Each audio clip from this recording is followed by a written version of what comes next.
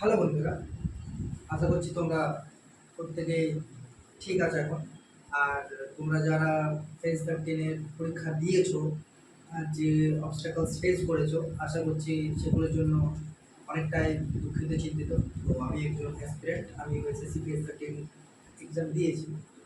তো সেটা তো অনেক হিস্ট্রি হয়ে যাবে যে এক্সাম কীভাবে কন্ডাক্ট করাচ্ছে, ভেন্ডার ভ্যালিউ সেগুলো তো চলছে, প্রোটেস্ট চলছে। আমাদের স্যার অভিজিৎ শর্মা স্যার, তারপর আমাদের আদিত্য রঞ্জন স্যার যেগুলো প্রোটেস্ট করছে। তো আশা করছি আমরা জাস্টিস পাবো। তো আমি তো শুধু একটাই বলবো, sir, justice for SSC aspirant, শুধু এটাই বলবো। ঠিক আছে, এর বেশি আশা করি আমার বলাটা ঠিক হবে না। তো ঠিক আছে, সকলে একত্রিত আছে। তো আমাদেরকে থেমে থাকলে চলবে না, কারণ এইভাবে প্যান্ডেল ফেলিওর হবে, সার্কামস্টান্স চেঞ্জ হবে, কিন্তু আমাদেরকে আগেই যেতে হবে।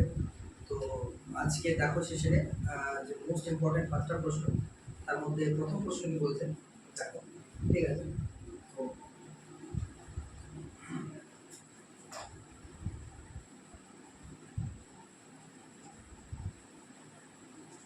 ঠিক আছে, দেখো প্রশ্ন কি বলছেন, আমি লিখছি। ঠিক আছে,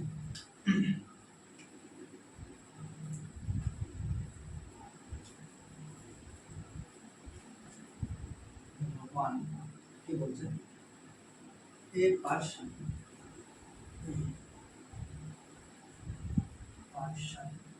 sold, the person sold an article,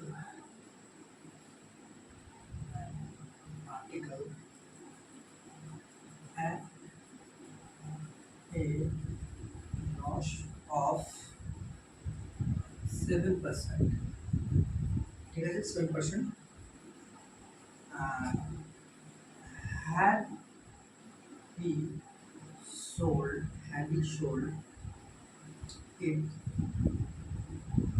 at a gain of 105%. ঠিক আছে, gain of 105%. he would he would have received he would have received he would have received praise 105. ঠিক আছে, তারপর বলেছে দেখো,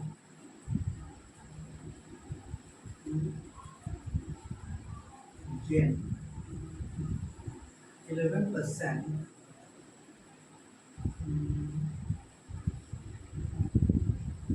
he should have sold it, তারপর রুপিজে বলেছে। তার মানে এটা যদি আমরা বাংলা বলার চেষ্টা করি, কিছু person sold an article at a loss of 7%, মানে একজন ব্যক্তি একটা আর্টিকেলকে, জিনিসকে, বস্তুকে 7% ক্ষতিতে বিক্রি করে। ঠিক আছে, 7% ক্ষতি বিক্রি করে। তারপর সেখানে বলেছে যদি সে এটা 105% লাভে বিক্রি করতো, তাহলে সে কী করতো, 105 টাকা বেশি পেত। ঠিক আছে, তারপর আমাকে যেটা কনক্লুশন চেয়েছে, অ্যান্সার চেয়েছে বেসিক্যালি, সেটা বলেছে টু গেট 11%, 11% পেতে হলে তাকে কত টাকা বিক্রি করতে হবে। ঠিক আছে, দেখো, তার মানে আমাদের কি পয়েন্ট কি দিয়েছে, যে 105 টাকা বেশি। এই 105 টাকাটা বেশি কোন জায়গাতে, 105 টাকা বেশি কেন হলো না, প্রথমে যদি 7% লসে বিক্রি করতো, তারপর যদি 105% লাভে বিক্রি করতো, এই যে টোটাল ডিফারেন্সটা, টোটাল সরি সরি 10.5 হবে, এটা 105 10.5, এই টোটাল ডিফারেন্সটা, সরি এটা 10.5। ঠিক আছে, এই টোটাল ডিফারেন্সটা নিশ্চয়ই এই যে 105 টাকার সাথে সমান হবে, তাই কি না? তার মানে এখন আমি যদি আরেকটু ভালোভাবে বোঝানোর চেষ্টা করি, যে আমি যদি সিপিএম, যেহেতু কনস্ট্যান্ট সিপিএম 100 ধরে নিই, ঠিক আছে, 7% লসে বিক্রি করে, তখন এস ওয়ান কত যাবে, 93। তারপর যখন 10.5% লাভে বিক্রি করবে, এসপি কত হয়ে যাবে? সেটা হয়ে যাবে 110.5। SP 193, SP to 110.5।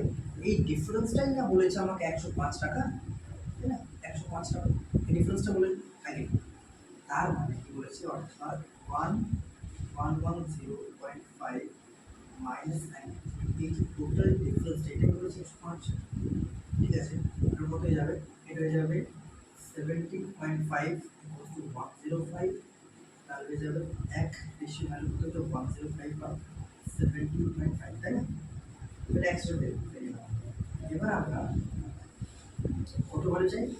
11% গেনে বিক্রি করতে, গেন 11%, মানে 111 বলে চাই। তো কি যাবে 105 বাই 17.5, ঠিক আছে। এখন যদি ক্যালকুলেশন করতে চাই তাহলে এটা এই 10 মিনিটের জন্য একটা শূন্য আমি করে দিই, 25 সাথে 175, ঠিক আছে। 25 যাবে 5 5 5 3 5 5 35 5 21, তাই না? 105 হয়ে যাবে। তারপর হবে 7 3 7 5 35 হয়ে যাবে। এরপর দেখো যদি এটা ক্যান্সেল আউট করতে চাই, কিন্তু হয়ে যাবে তো 5 দুগুণে 10, এক থাকে 5 দুগুণে 1 5 দুগুণে 10, এটা আলটিমেট আনসার 666, সরি 666, ঠিক আছে। এইটা কেমন বিক্রি করতে হবে, ঠিক আছে। দেখো ওর কিন্তু এটার মধ্যে কমপ্লেক্সিটি কিচ্ছু না। আমরা কি করলাম, আমরা জাস্ট সিপি কনস্ট্যান্ট, সিপি তো আমরা একটা আর্টিফিশিয়াল কনস্ট্যান্ট, সিপিটা 100 ধরে নিয়েছি, ঠিক আছে। দেখে না সিপিটা 100 ধরে নিয়েছি। এরপর দেখো এরপর কি বলেছে, এরপর আমাকে বলেছে যে যদি আমাদের 7% লস হতো, তাহলে 107%, 7 টাকা এসপি 1, ঠিক আছে। এসপি 2টা 10.5% যদি আমাদের মূলত প্রফিট হতো, তাহলে এসপি 2টা পেয়ে গেছে। এখন ডিফারেন্সটা বলেছে 100, তাই না? তো এই 17.5-এর ভ্যালু 100। এখান থেকে একটা কথা বলে রাখি, যখন দেখবে তোমরা যে একটা লসে দিচ্ছে আর একটা প্রফিটে দিচ্ছে বা লাভে দিচ্ছে, তখন কিন্তু ডিফারেন্স সেই দুটো অ্যাকচুয়ালি পার্সেন্টেজে যোগ করে যাবে, ঠিক আছে। সেগুলো পার্সেন্টেজে যোগ করে যাবে। আর যখন দেখবে যে দুটোই প্রফিট বা দুটোই লস, তখন কিন্তু তাদের যে আমাদের ডিফারেন্সটা সেটা লিটারালি ডিফারেন্স হবে। এখন এই দুটোর মধ্যে ডিফারেন্স কিন্তু দুটো যোগ্য হবে। কারণ যদি আমি আরেকটু বাইপাস করতে যাই তাহলে একটা এটা 7% লস করতে মাইনাস 10.5, আলটিমেট কি আছে -17, এটা ডিফারেন্স আসছে। বা যদি আমি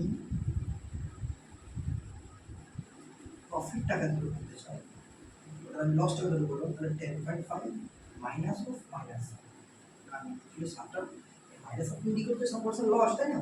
তো আলটিমেট কিন্তু 17.5 হবে। আমি সেটা বলতে চাইছি, যখন দেখবে দুটোই প্রফিট বা দুটোই লস আসছে, তখন দুটোর মধ্যে অ্যাকচুয়ালি ডিফারেন্সটা লিটারালি ডিফারেন্স হবে। আর যখন দেখবে যে একটা প্রফিট একটা লস, তাদের মধ্যে ডিফারেন্সটা কিন্তু তখন দুটোর যোগফল অ্যাডিশন হয়ে যাবে, ঠিক আছে। অন্যথায় তো এটা আমি এখন ইয়েস করার চেষ্টা করি, ঠিক আছে। এখন আমার কোশ্চেনটা দেখে নাও, ঠিক আছে, এটা দেখে নাও, ঠিক আছে।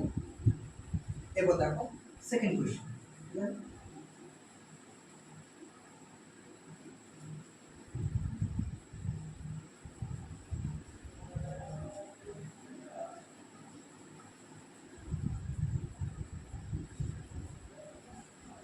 ঠিক আছে, দেখো বন্ধুরা, এরপর সেকেন্ড কোশ্চেন কি বলছে না, দেখো সেকেন্ড কোশ্চেনটা কি বলছে, কি বলছে, দ্য রেশিও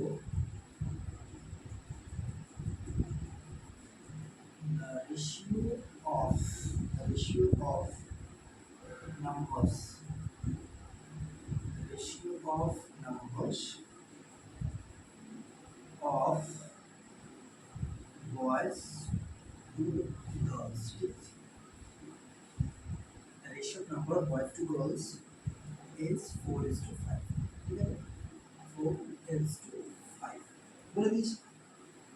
এরপর কি বলেছে, তারপর কি বলেছে না, 45% of 45% of boys 45% of boys and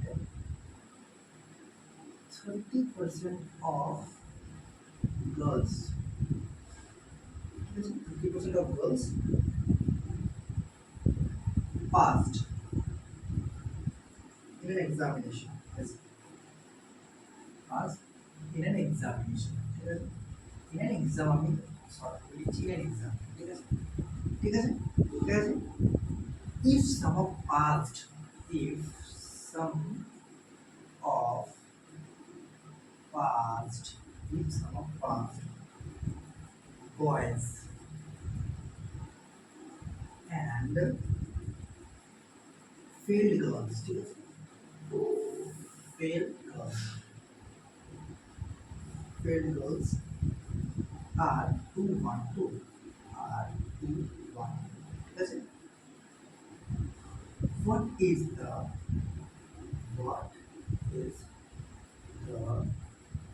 total numbers, total numbers of students, numbers of students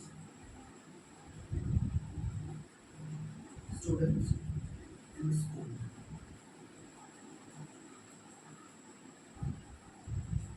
ঠিক আছে, পুরো কোশ্চেনটা দিচ্ছ না, এবার দেখে নাও, আমি আরো একবার রিপিট করে দিচ্ছি। The ratio of numbers of boys and to girls is 4:4, অর্থাৎ ছেলে এবং মেয়ে যে রেশিও দিয়েছে সেটা হচ্ছে আমার 4:5, ঠিক আছে। তারপর আমাকে কন্ডিশন দিয়েছে 45% of boys and 30% of girls passed in an examination, ঠিক আছে। তার মানে বলেছে 45% ছেলেদের মধ্যে এবং মেয়েদের মধ্যে 30% পাস করছে একটা এক্সামিনেশন। তারপর বলেছে সাম অফ পাস্ট, অর্থাৎ যতজন ছেলে, sum of passed boys and fails girls, অর্থাৎ যতজন ছেলে পাস করেছে এবং যতজন মেয়ে ফেল করেছে, দুটো যোগফল করেছে কিন্তু যে তোমাদের মেন কন্ডিশন দিয়েছে টোটাল নাম্বার অফ স্টুডেন্টস, ঠিক আছে। তাহলে আমি এখান থেকে করার চেষ্টা করবো, ঠিক আছে।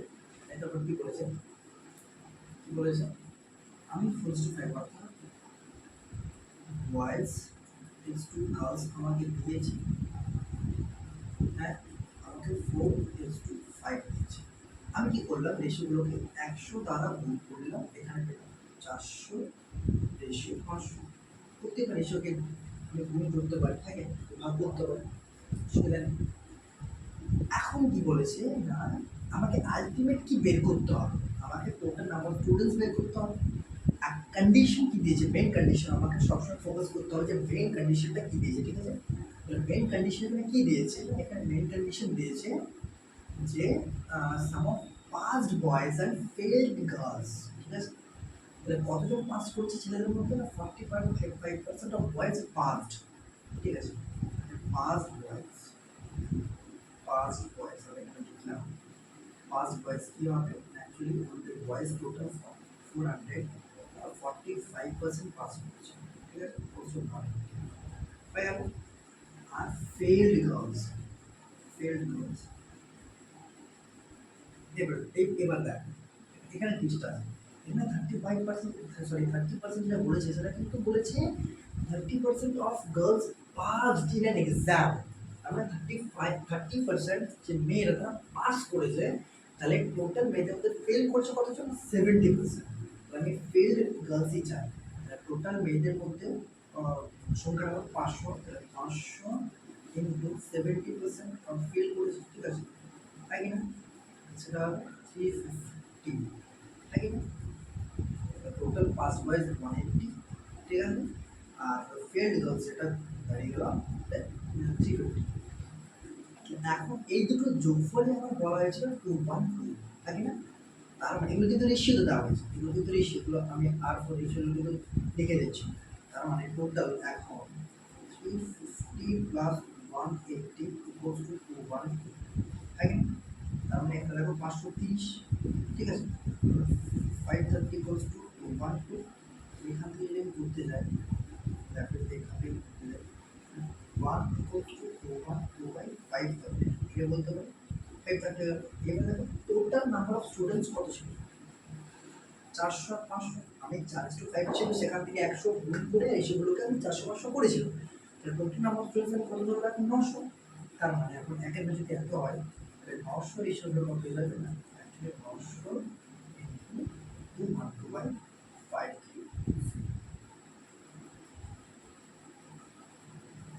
নাকি না? ঠিক আছে, ঠিক আছে। ফেড গার্লস, তাহলে 70% ফেড, ঠিক আছে। তো গার্লসের মধ্যে যেতে হবে 500 হয় 70% কত হয়ে যাবে 350, 350 হয়ে গেছে। আর এখানে দেখো 400 মধ্যে 45% পাস করেছিল, পাস বয়স চেয়েছিল 180, তাই না? ঠিক আছে, তাহলে এখানে কি ক্যান্সেল করতে হবে দেখো, একটা জিনিস ক্যান্সেল হয়ে যাচ্ছে, মানে আলটিমেট কি থাকছে 21, তিপ্পান্ন ইন্টু 4 212 হয়ে যায় 300, ঠিক আছে, বুঝতে পারবেন? ঠিক আছে, 360, ঠিক আছে, ঠিক আছে। আমাদের ক্যালকুলেশনগুলো কিন্তু খুব যে কমপ্লেক্স তা না, কিন্তু বোঝাটা, যেমন এখানে খুব সুন্দরভাবে আমাকে যে মেন কি পয়েন্টটা ছিল সেটা বলে দিয়েছে এই জায়গাতে, যে পাস্ট বয়েজ এবং ফেল্ড গার্লস যোগফলটা ছিল 205, সেখান থেকে আমি আলটিমেট অ্যান্সারটা বের করে নিলাম total number of students actually 360, ঠিক আছে। আশা করি তোমরা বুঝতে পেরেছো, আর দেখে না, ঠিক আছে, ঠিক আছে। এরপর চলে যাই আমরা নেক্সট কোয়েশ্চেন, আমাদের 3 নাম্বার কোয়েশ্চেন, ঠিক আছে।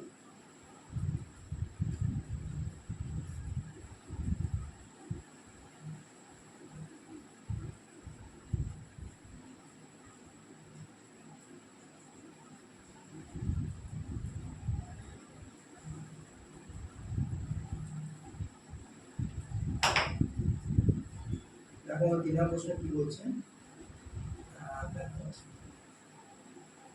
3 নম্বর, the area of rhombus,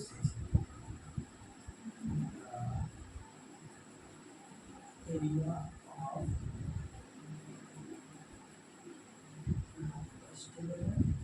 area of rhombus, the area of rhombus কি বলেছে 216 সেন্টিমিটার স্কয়ার, ঠিক আছে। and one of the diagonals, and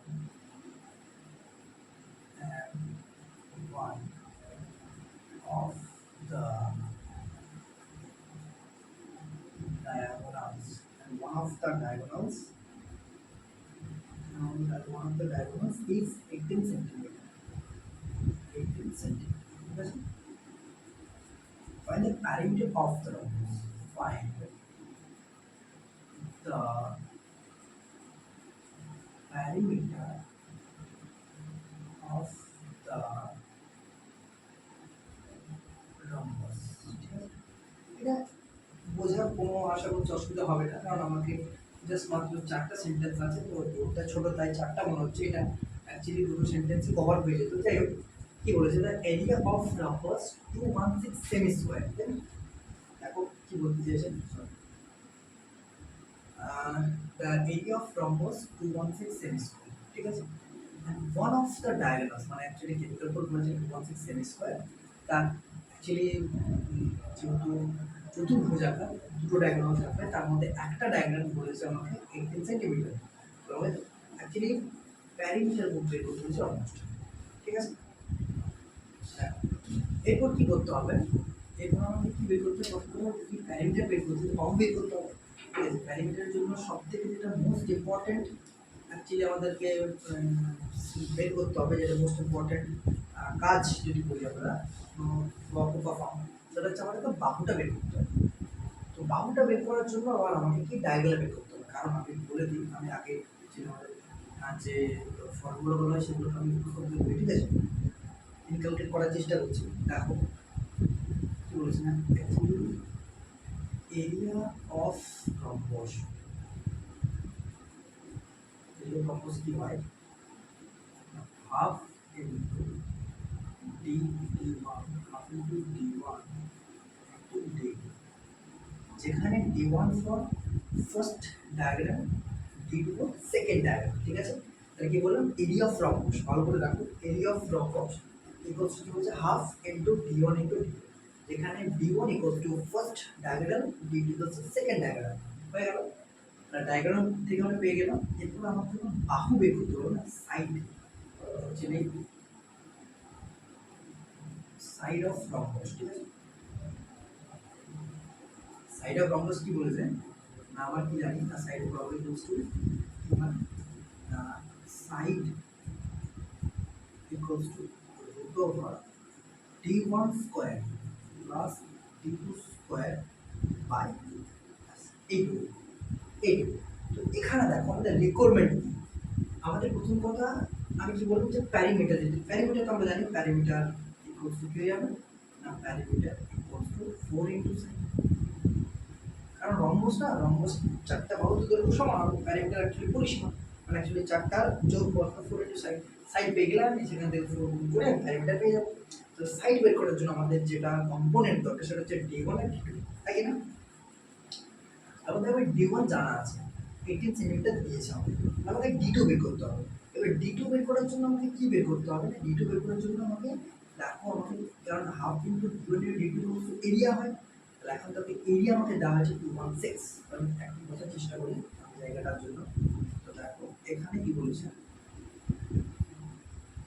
তাহলে এখানে এরিয়া কত বলছে 216, তাহলে এখান থেকে আমি লিখতে পারি 216 হাফ ইন্টু D1, অর্থাৎ আমাদের নিচে যেটা 18 ইন্টু D2, এখান থেকে D2 ইকুয়ালস টু কি পেয়ে যাবো না, 216 by 9 equals to D2 equals to কত যাবে 24 সেন্টিমিটার।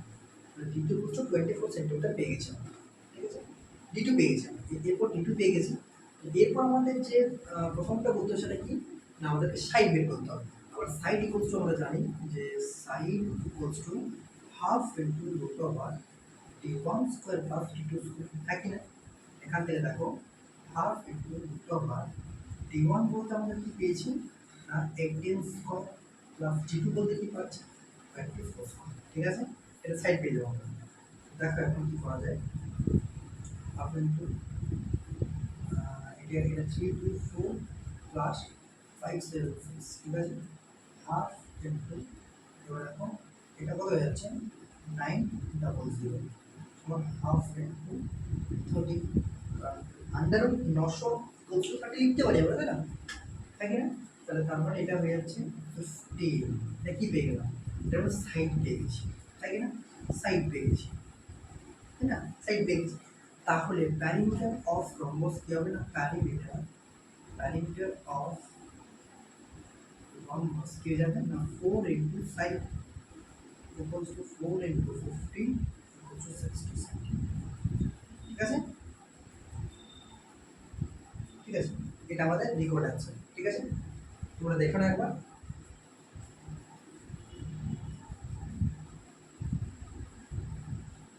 ঠিক আছে, চলো আমরা এবার মুভ করবো আমাদের 4 নাম্বার কোশ্চেন। ঠিক আছে, ঠিক আছে, তখন দেখো অসুবিধা নেই কোনো।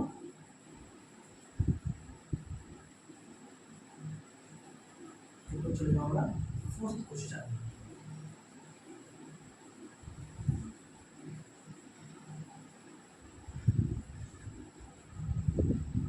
আশা করছি তোমাদের ডেটটা দেখতে অসুবিধা হচ্ছে, এবং সেখানে আশা করছি লাইট পড়ছে, সরি প্রথমত, কারণ এতটাও ইনফ্রাস্ট্রাকচার সুবিধা মতো নয়, যার জন্য অসুবিধা হচ্ছে। তো অ্যাকচুয়ালি 4/8/2025 অর্থাৎ আজকের ডেটে ভিডিওটা শুরু হচ্ছে।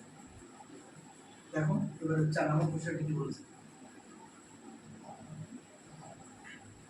কি বলছে, what is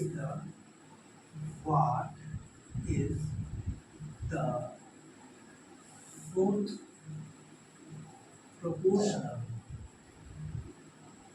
what is the fourth proportional of, ঠিক আছে, of 207 253 and 271 and 271, এদের বলেছে ফোর্থ প্রপোর্শন। প্রথমত আমি বলে রাখি যে এ বি সি তিনটা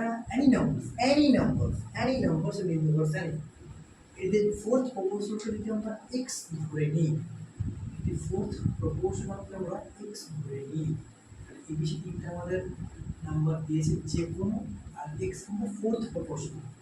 এটা কীভাবে আমরা মানে বলবো দেখো, a is to b equals to c is to x, এটা হয়ে যাবে a by b equals to c by x, a x equals to b c বা x equals to b c by এটা আমাদের অ্যাকচুয়ালি আলটিমেট অ্যান্সার দেওয়া হয় fourth proportion. কারণ আমরা কি দেখতে পাচ্ছি, আমরা যেটা সব থেকে ভীষণীয় ব্যাপার সেটা হচ্ছে যে ফোর্থ প্রপোর্শনটা সবসময় মিডিল দুটো প্রপোর্শনের গুণফলকে যদি আমরা ফার্স্ট প্রপোর্শন দিয়ে ভাগ করি সেটা হয়ে যাবে, তাই না? বেশি বাই হয়ে যাচ্ছে হচ্ছে এটাই হবে। এটা কিন্তু প্রত্যেকটা আমাদের কী বলবো যে ইভালুয়েটের জন্য কাজে লাগে, প্রত্যেকটা মূল্যায়ন করার জন্য এভাবেই হবে, ঠিক আছে? এরপর দেখো কী বলেছে, দেখো আমাদের রিপোর্ট যে নাম্বার প্রশ্নটা কী ছিল 207253 and 271।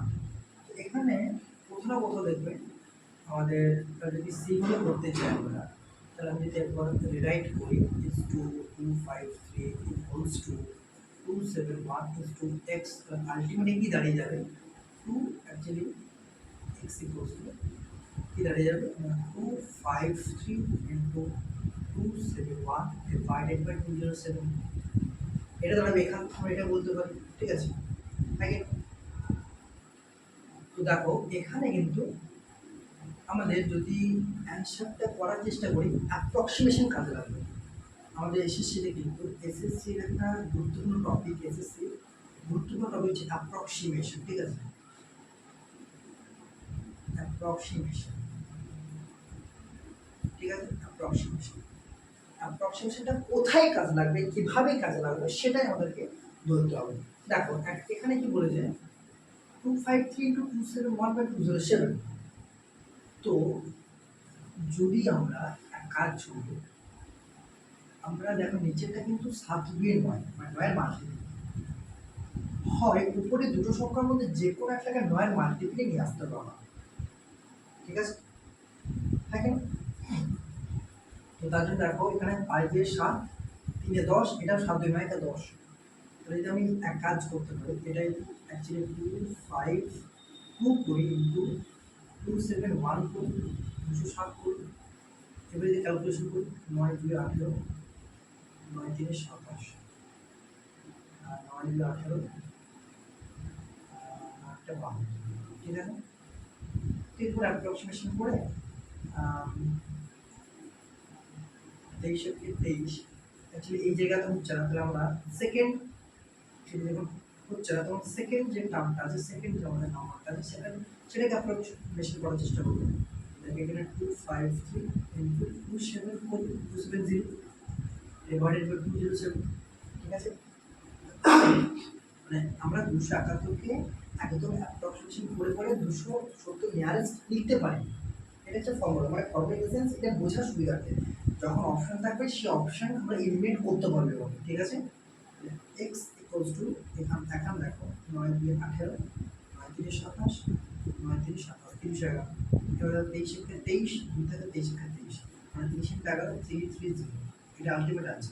কিন্তু অ্যাকচুয়ালি এটা লক্ষ্য রাখবে, এটা তো অ্যান্সার হওয়ার কথা নয়, অ্যাকচুয়ালি অ্যান্সারটা এর থেকে কিছুটা বেশি হবে, কারণ আমরা 271 কে 270 মেনে পড়ে ধরে আমরা আগিয়েছি, ঠিক আছে? তো এটাই লক্ষ্য রাখবে যে অ্যান্সার কিন্তু 330-এর বেশি হবে, খানিকটা হলে বেশি হবে।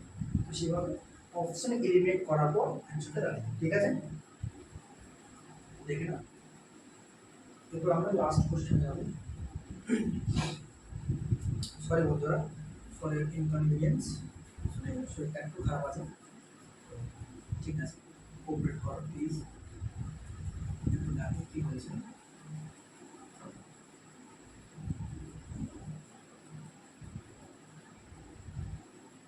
লাস্ট কোশ্চেন, ঠিক আছে বলেছি। Fifth question, if the compound interest if the compound interest on certain sum or certain sum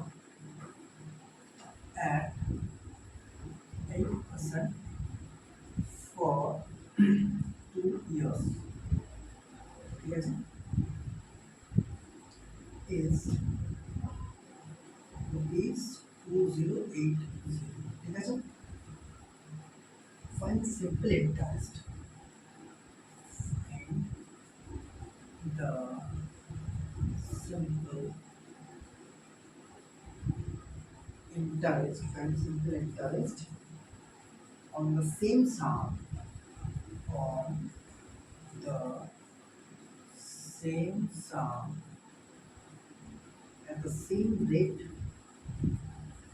at the same rate for the same period.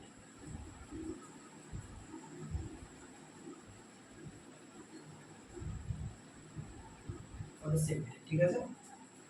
কোশ্চেনে কিচ্ছু না, কোশ্চেনে কিচ্ছু না, শুধুমাত্র একটু চোখ বলালেই হবে। If the compound interest on certain sum at 8% for 2 years is raised to 0, ঠিক আছে, কিচ্ছু না। অর্থাৎ আমাদের বলেছে যে যদি সুদের হারটা 8% হয় তাহলে সে 8% সুদের হারে কম্পাউন্ড ইন্টারেস্ট বা চক্রবৃদ্ধি সুদে সুদটা হয় কি বলেছে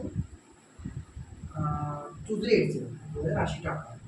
Find the simple interest on the same sum at the same rate for the same period, অর্থাৎ ওই একই সুদের অর্থাৎ 8% সুদের হারে 2 বছরের জন্য সরল সুদ কত আসে কিছু, ঠিক আছে। কি বলেছে এখন 2 বছরে 2 years at 8% per year, 2 years at 8% per year compound interest equals to লিখতে পারি আমরা at least successive,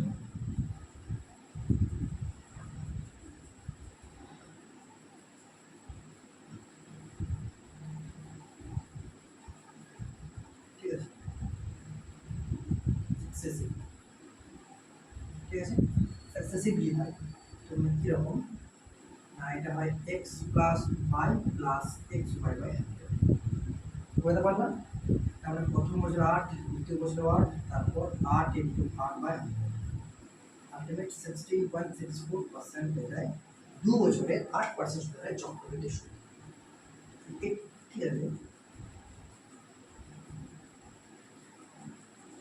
এটাই বলেছে, অর্থাৎ 16.64% এই ভ্যালুটাই বলছে আমাদের 2080, এই ভ্যালুটা এর মানে এত পার্সেন্টের ভ্যালুটাই না আমাদের 2080 থাকে। 1% হলে কত হয়ে যাবে 2080 বাই কত হয়ে যাবে 16.64, তাই না। এবার কি বলেছে এই জায়গাটার উপর find the simple interest on the same some at the same rate for the same period, ঠিক আছে। তাহলে যদি 16.64 এর 2080 হয়ে যায় তাহলে 8% সুদের হারে 2 বছরে আমাদের সরল সুদ কত হবে, 8% সুদের হারে 2 বছর সরল সুদ ইনটু 2 হয়ে যাবে। চক্রবৃদ্ধি সুদের সুদের উপর সুদ নেয়, এটা একটা ফিনোমেনা, একটা অ্যাকচুয়ালি এটা একটা ক্যারেক্টারিস্টিক্স আমাদের কম্পাউন্ড ইন্টারেস্ট, সিম্পল ইন্টারেস্টে গুণ হয়ে যাবে আর কিচ্ছু না। তাহলে 2 বছরে অর্থাৎ 2 ইয়ার্স পাশে করতে যায় 8%, 2 ইয়ার্স 8%, যদি এটা আমাদের সিম্পল ইন্টারেস্ট কত যাবে অ্যাকচুয়ালি 16% হবে। 16% এর বড় কত যাবে না 2080 বাই 64, ঠিক আছে। 16 কে 16 16 4 16 1 টা 0 হয়ে যাচ্ছে, তো দশমিক যদি আমরা কি দিই অ্যাকচুয়ালি মানে এটা যদি আমরা দশমিকটা তুলে কিন্তু 100 করে দিই তাহলে এখানে দেখতে পাবো কি 104 দুগুণ 208 20 আর 20 ইন্টু 100 কত যাচ্ছে, ঠিক আছে, ঠিক আছে। তাহলে দেখো এখানে 8% সুদ হবে কম্পাউন্ড ইন্টারেস্টে সুদ ছিল কত 2080 টাকা, আর 8% সিম্পল ইন্টারেস্টে 2 বছরের সরল সুদ হতে ছিল 2,000 টাকা। তো এই যে ডিফারেন্স 80 টাকা, আর এখানে আমাদের পার্সেন্টেজে ডিফারেন্স 16.64 আর 16% মানে পার্সেন্টেজে ডিফারেন্স কত 0.64, এর ভ্যালু কিন্তু 80। তো এখান থেকে আমাকে অ্যাকচুয়ালি আমাদেরকে যদি আমাদের সামটা বের করতে পারে, টাকার অঙ্কটা বের করতে পারে, আমি কীভাবে করবো 0.64 এর ভ্যালু 80, ঠিক আছে। এবার দেখো 16×4=16.5, দশমিক হাঁটার জন্য 4 ভ্যালু কত 500, ঠিক আছে। এবার 100 ভ্যালু কত, মানে 100টা আমাদের সাম হয়ে যাবে, তাহলে 25 দ্বারা গুণ করলে 100 ভ্যালু কত হয়ে যাবে 125, 12,500। এটা আমাদের কিন্তু কী যাবে প্রিন্সিপাল, ঠিক আছে। আশা করছি বন্ধুরা কোন সেশন এনজয় করছো, প্লিজ সাবস্ক্রাইব করো আর অঙ্কটা দেখে নাও, ঠিক আছে। সাবস্ক্রাইব করে নাও প্লিজ, আর পাশে বেল আইকনটি প্রেস করো যাতে ভিডিও আপলোড করলে তোমরা নোটিফিকেশন পেয়ে যাবে, এটাই আমি চাই ব্যাস, ঠিক আছে। জার্নি একসাথে শুরু হবে, ঠিক আছে। আশা করছি তোমরা, আর যেটা বলার ছিল ফেজ 13 ব্যাপারে, দেখো সত্যি কথা বলতে আমি একজন অ্যাসপিরেন্ট, আমি এক্সাম দিয়েছি, আমার বাড়ি বাঁকুড়া, আর আমার এক্সাম সেটা ছিল তুমি জামশেদপুর ঝাড়খণ্ড। তো আমাকেও সেই 4 ঘন্টা জার্নি করে যেতে হয়েছে সেখানে, তারপর স্টেবল না থাকা সত্ত্বেও পরীক্ষা দিতে হয়েছে, সেখান থেকে বেরোতে হয়েছে। তো ফেস তো সবাই করছি, প্রত্যেকেই করছি, প্রোটেস্ট চলছে, তো যার মধ্যে আমরাও একটা পার্ট। তবে হ্যাঁ, আমাদের থেমে থাকলে চলবে না, আগাতে হবে। তো আমি তো বলবো যে তোমরা প্রিপারেশন নিতে থাকো, থেমে থাকো না, প্রিপারেশন নিতে থাকো। তার মধ্যে থেকেও প্রোটেস্টে জারি হওয়া যায়, এখন তো অনলাইন সব কিছু, এখন তো ফিজিক্যালি অ্যাকচুয়ালি মুভমেন্ট না হলেও চলবে, এখন তো অনলাইন মুভমেন্ট, তো প্রোটেস্ট চলতে থাকুক। কিন্তু আমার যে মূল বক্তব্য সেটা হচ্ছে প্রিপারেশন থাকবে না, অনেক বড় এক্সাম আছে, এসএসসি সিজিএল আছে, এইচএসএল আছে, এমটিএস আছে, তো যাতে কিন্তু উত্তীর্ণ হতে হবে। তো থ্যাংক ইউ।